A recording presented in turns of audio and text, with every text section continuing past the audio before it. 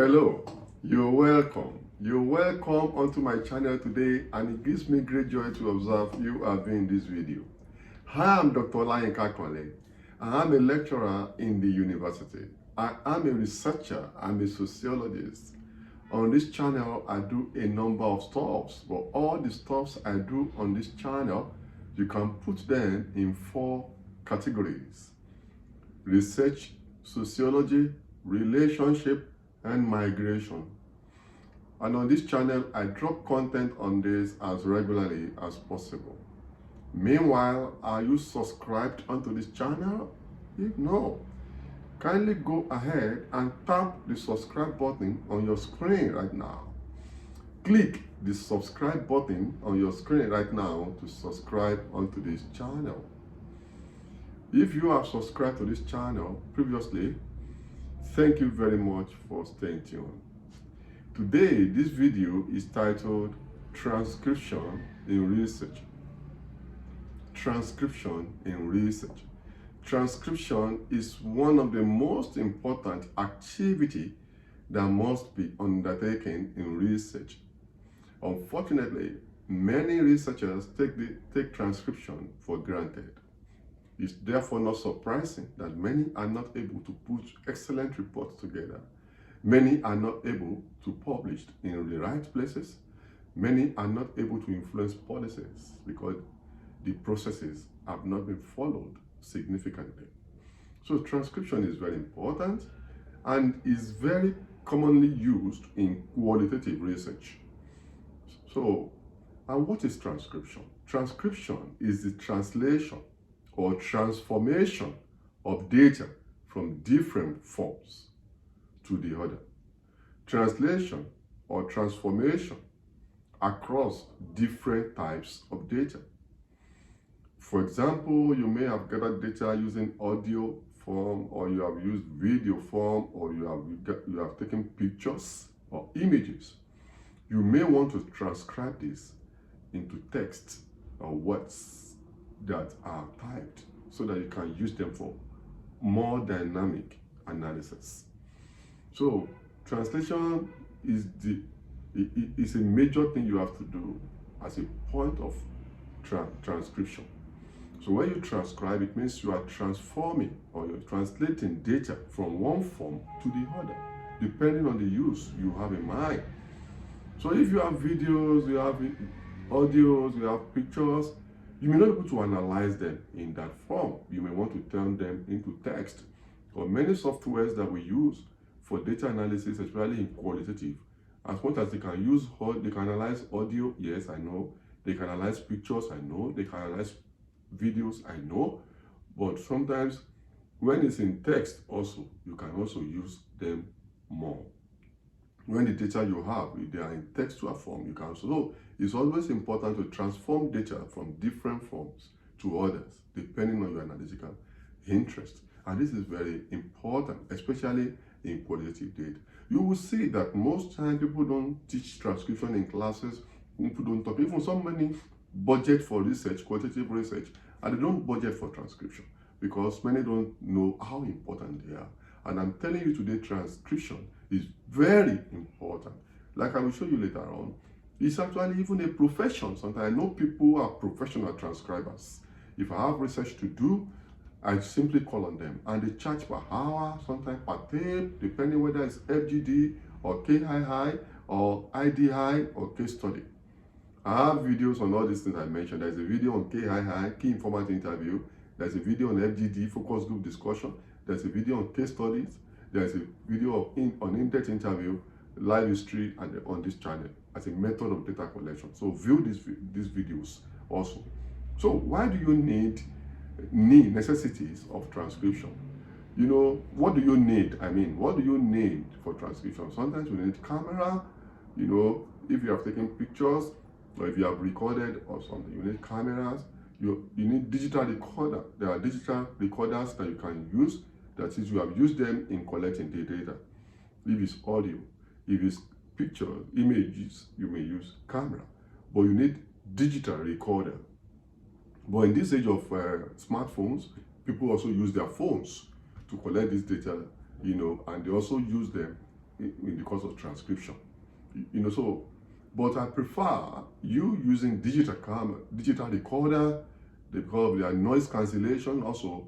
Because if you use your phone, sometimes you can set them on airplane mode, sometimes you can forget, sometimes cost may hinder if you are not so advanced. But so I prefer a digital recorder, which I use all the time. And you can also use your phones if you have strong phones with a large memory. Sometimes laptops also, you may need your laptops because you may want to transfer the audio or the images onto your laptop before you then begin to listen to them to transcribe. You need pens, pens, to write. Sometimes you are listening to them, you want to write them out before you type. It depends on how sophisticated you are. Or you may even be transcribing and you want to make more jottings. But if you need laptop also, if you want to just be listening and then be typing as you transcribe.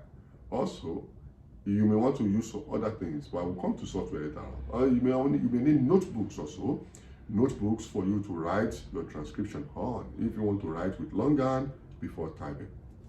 But that's double work. If you are so versatile on maybe desktop publishing, you can simply be listening and be typing once and for all, because whatever you do, you must type the textual form if you type to text. So what must you do as you transcribe? What are the must-dos that you must do?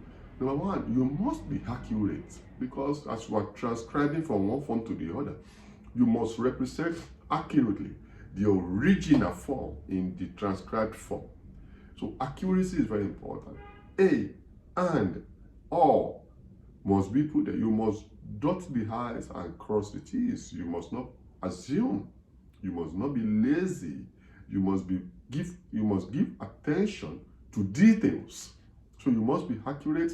Then transcription must be verbatim. This is very important. You must transcribe verbatim. I've seen people that say they have transcribed and they just give summaries of the original form, which is not acceptable. You must transcribe verbatim, exactly the way it was in the original form you are transcribing form. You must be comprehensive. That's the number 3 you must do. You must be comprehensive. As you are transcribing verbatim, you must be comprehensive to transcribe in a whole. Comprehensiveness is very key. If they use some local languages, some slangs in between, as they were talking in the original form, you must record the argot. We call them argots in research. Argots. That is, the local languages, cultural statements that were made, slangs, idioms, wise sayings, proverbs that were used. We call them argots in research. And you must try as much as possible to comprehensively document the local languages that were used. And it's also very important for the research assistants that went to the field to also transcribe. It gives them positionality and originality, and original insights into what they are transcribing. Because the research assistants were there, then they are able to understand the context and the nuances and the totality of some of these words. Sometimes some words, images they cannot see or hear correctly, they can suddenly use their mental map, their memory to remember and begin to be transcribed appropriately. So I usually recommend using your research assistants to transcribe. And it is better for transcription to be done immediately after field work, so that the energy of the field is still translated into transcription, and the passion is still there, and it's easy to remember and visualize mentally what happened on the field and have excellent transcription. And anyone that will transcribe must be skillful. This transcription is a skill-based research activity. So there's a need for being skillful, being professional. Like I said, some people are professional transcribers. Their need for skill in transcription and professional capability. Transcription cannot be done by random individuals. No, it's very tedious and very complex. I will say more about this later. Then there must be backup when you are transcribing. As you are transcribing on a device, backup with another one so that you don't lose your data. And there are advantages of transcription. A major advantage is that it preserves data preservation of data. When you transcribe into different forms, maybe from audio to text, from video to text, from images to text, or whichever form, then you're able to store the data in different forms. So the data is protected over a long period of time. Then the workflow turnaround is very important. You have your workflow from one form to the other, and you can use the data, the dynamism. You can use the data in different forms, and you can transform your data and make your workflow very seamless. And then it's also good for quality control. If the data is in video, for example, or audio form, and you transcribe it into textual form, then you're able to control the data. If you still have same or originality among the different forms, then you can check. Once there's transcription, the person that got the original data may be able to see the transcription, the transcribed form, and be sure whether it's still representing the original. There are challenges of transcription. What are the challenges of transcription? It's tedious. Like I said, it's very tedious, can be very cumbersome. If you conduct an interview for just 30 minutes, you may spend 24 hours transcribing it. Yeah. If you had an FGD session of just 45 minutes, you may spend 48 hours transcribing it, depending on how versatile the transcriber is. So it's tedious, it's cumbersome, it's laborious sometimes, especially when you want to transcribe verbatim and comprehensively. Sometimes also there's background noise, but the advanced recorders we have now have noise cancellation function on the digital recorder. So it only records your voice, it cancels out the background noise. But generally, background noise can be a problem depending on how sophisticated the recorder you are using. That's why sometimes some phones, if you want to use your smartphone or your other digital recorders that are not specialized recorders, you may have problem with background noise. Then some people also may not be professional enough, they may give summary of the original rather than the verbatim rendition. So this is another problem. It's also very complex and time consuming. But to solve this problem of complexity, being tedious, and the time it consumes, there are now softwares that people use that are based on voice recognition that can move from audio to text. There are softwares. There are many of them. I may not want to mention here for some ethical reasons. So there are many of them, but these softwares also have their problems, especially internationally speaking. They are based on voice recognition, and they are calibrated based on some specific accents and specific cultural expectation.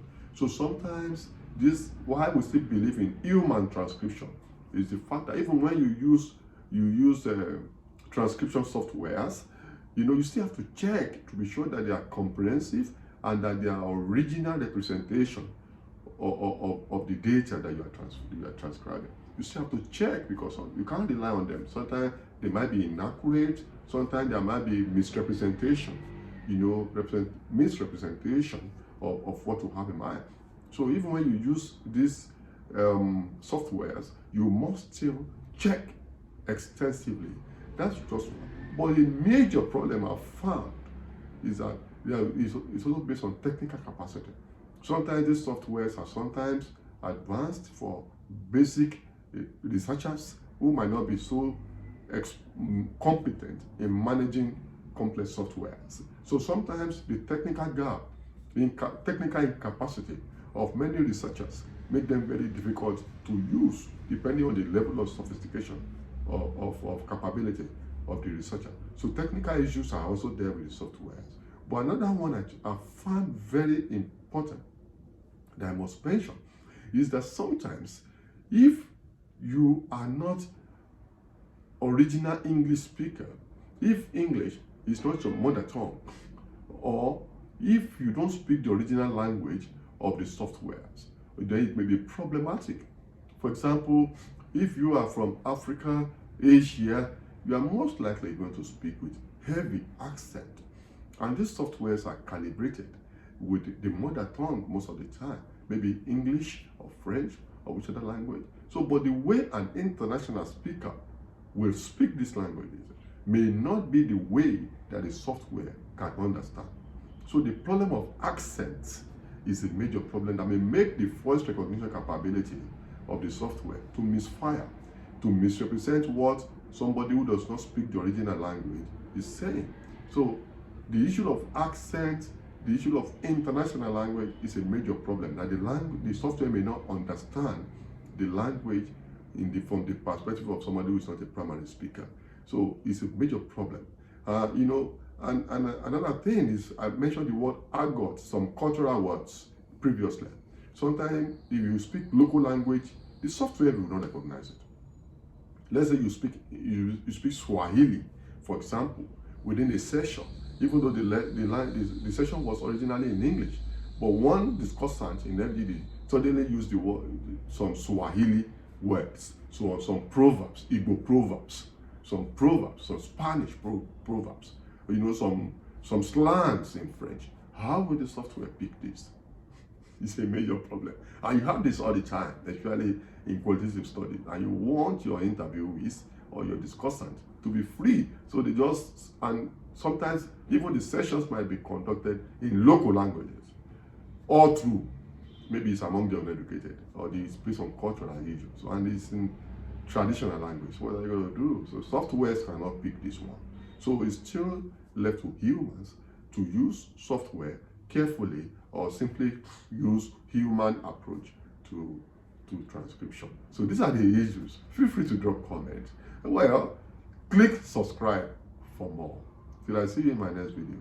Bye for now.